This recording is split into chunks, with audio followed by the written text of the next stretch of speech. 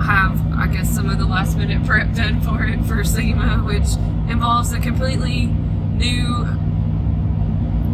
graphics scheme, I guess is the, like, it's not a full wrap, it's just a lot of graphics, but it's a whole new design for it, and it's going to be interesting.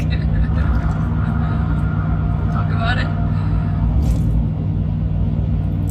Well, I decided the car needed a little something different this year. I didn't, we've made a lot of changes on the car, not all of which are, I guess, as noticeable to the average person or just, visible from the outside. So, kind of didn't feel like taking the same car to OUSCI 2 years in a row.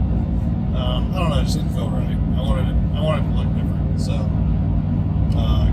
contacted one of our friends who's a graphic designer at a wrap company called the Wrap Lab in Franklin, Tennessee, and asked if they'd be interested in wrapping the car for SEMA.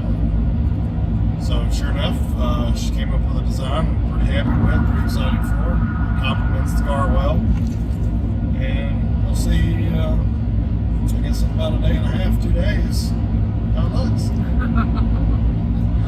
And then we got to get it back and finish cleaning and put some final various assembly. parts on it. Yeah, Brian's a little stressed. So we leave for SEMA in 4 days. Is that right?